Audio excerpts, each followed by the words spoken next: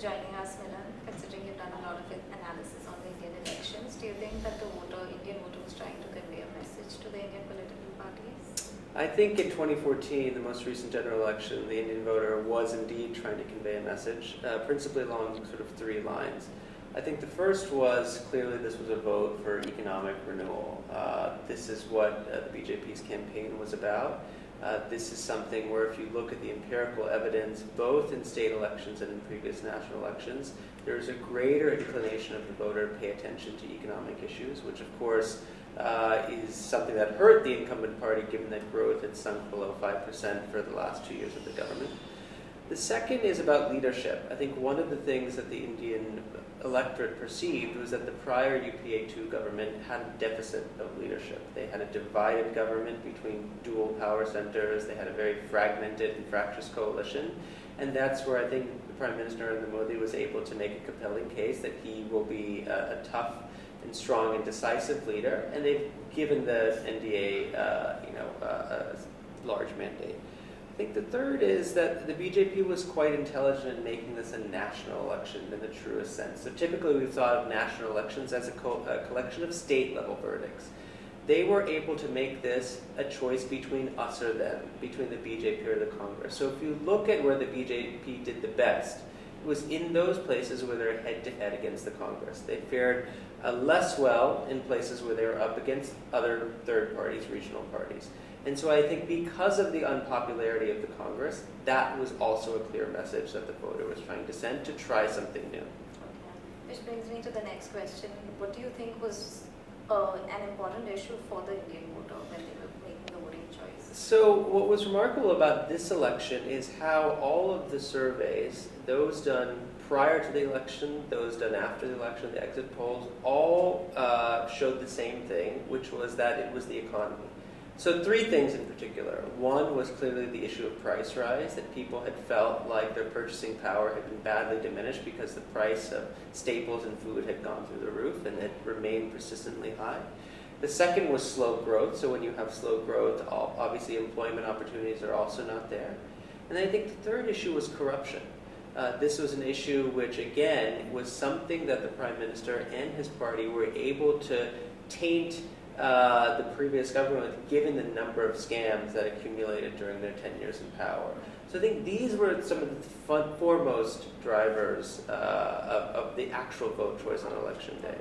And then talking about surveys, the Lok survey that you did busted 5 main election myths. Can you elaborate on that? Yeah, I mean, I think one of the myths is clearly this one on good economics. The idea that used to be prevalent in India is that good economics doesn't make for good politics. In other words, they're not strong electoral incentives to deliver strong economic growth numbers. That voters care about other more parochial things: caste, patronage, clientelism, handouts. I think this Lok survey showed, and the election results show, that those things are changing.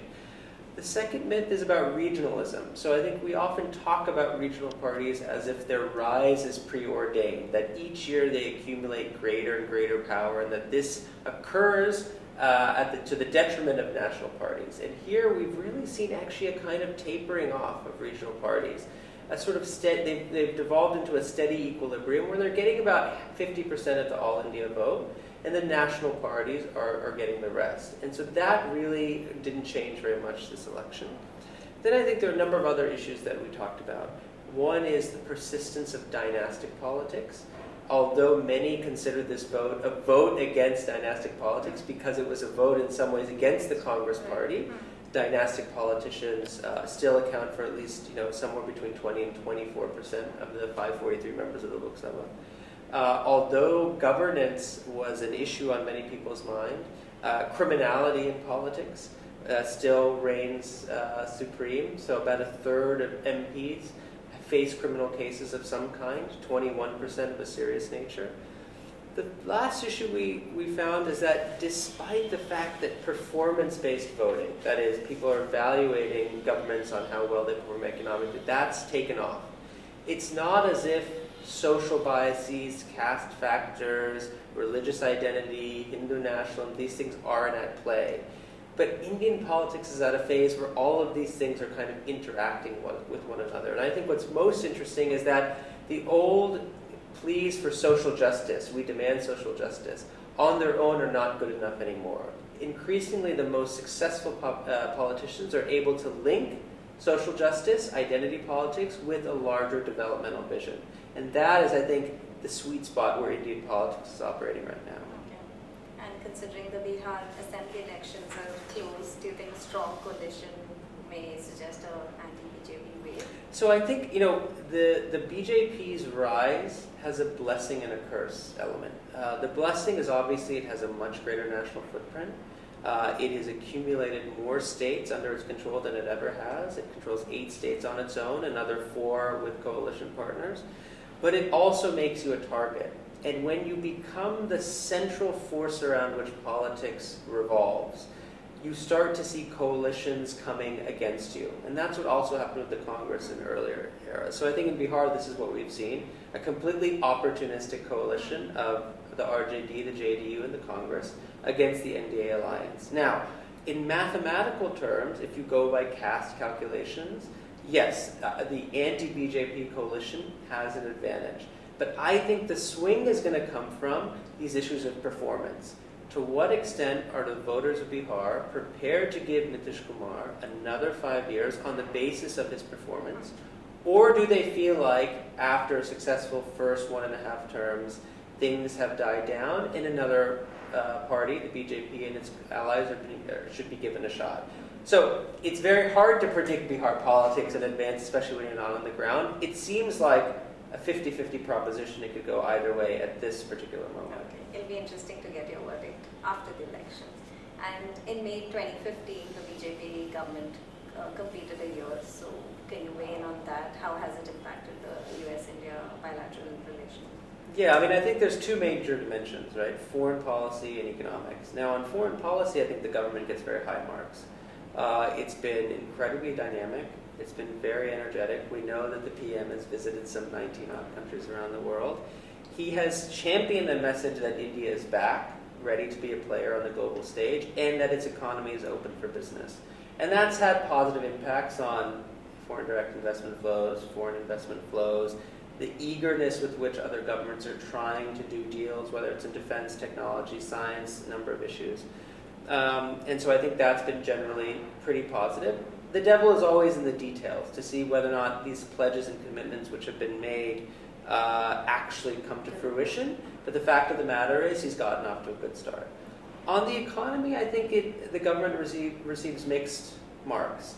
Yes, it's done quite a lot. Arguably, you could say it's done more on the reform agenda in 1 year than any government since Narasimha Rao in '91.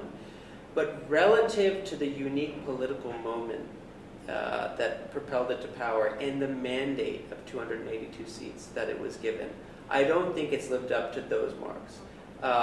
Now, you could say the expectations were sky high, but the fact of the matter is you have windows in democracies when it's typically it's the first year, first 18 months, when you try to do the hardest things. Because after that, politics sets in. You have a Bihar election, you have a bad monsoon, you have a Delhi election, any number of things can come in the way. So I think in terms of the big structural reforms, which require some political risk, and some really transformational choices, this government has been rather slow in making those choices. So I think the view from the US and from abroad is still one of cautious optimism, although I think people have scaled back what they expect can get done, and they have settled into this is going to be a much more incremental government, an incremental trajectory. And let's see on some of these big issues like GST, like the land acquisition bill, whether or not this government can prevail. I think there are a lot of people who are hoping that those 2 things can be achieved. Thank you so much for that. Thank It's a you. pleasure. Thank you.